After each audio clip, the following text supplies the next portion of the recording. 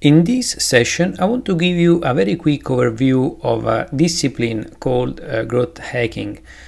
I think it's very important to understand what it is because the term has had a lot of buzz in the last years, and now as a consequence many people look at it with a skeptical eye, almost like the discipline it's all BS. But in reality, I want to make sure that you understand what are the critical elements of growth hacking, how to use them, and why they are extremely important if you're actually growing a digital business. Now, growth hacking starts from a very important premise that if you're building a digital business, when you look at the old funnel, the traditional funnel of an organization, that if you don't know what it is, this is just a few steps process that goes from acquisition to retention and revenue and referral. So it's really a journey that the users then becoming customers, then become your let's say brand ambassador, might take over time.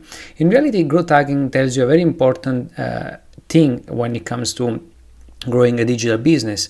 It tells you that the whole funnel needs to be actually looked at in an integrated way. So in order for you to understand how to grow a digital business, you cannot look at acquisition and retention like they were two different activities. You need to merge the whole thing in order for you to build a successful business, which leads us to a second point, which is about the growth hacking team.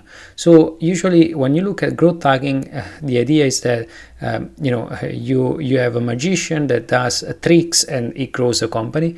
That's not like that. Usually growth hacking requires a team, but even if you're building a solo business and you're doing it yourself, it requires a process. So it's important to follow a process, but this process starts from a very important mindset, and the mindset is that distribution, product, and marketing, they are really the same thing. So when it comes to a digital business, those elements come together. So you cannot think of a product as something which is different from the distribution, and something that can be done without also requiring data analysis. Now, while I wouldn't stress so much on the data analysis side, because otherwise sometimes growth hacking becomes something like counting small stuff instead of creating an impact.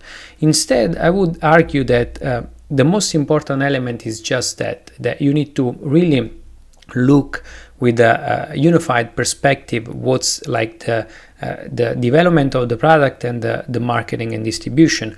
For instance, if you're building a software, you want to make sure that your software is built with in mind also the distribution side. So instead of let's say having a software which is fully paid, you can have a part of the software which is free, the so-called freemium, so that you can bring users in. But then inside the product, you need to have engineered a set of triggers that will bring more users to actually convert in paying customers. That's how you do also marketing and acquisition and sales.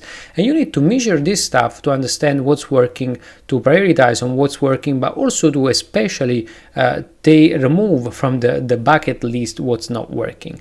And this leads us to the last point, a very important point, which is about the loop, the process of growth hacking, which starts by really testing things, analyzing them, really trying to ideate and prioritize the things that are working, so that we can experiment as quickly as possible. So again, growth hacking is about the whole funnel. We need to understand that we need to grow a company and have a more holistic perspective, that we need to really bring down the barriers that there are between the product and the engineering team and the sales and marketing team, and that we want to measure stuff so that we can really remove from the bucket list things that are not working. And we want to use a continuous process and loop of experimentation so that we can quickly test as many things as possible, so that we can build a successful business quickly, but also we can remove the wrong assumptions as quickly as possible.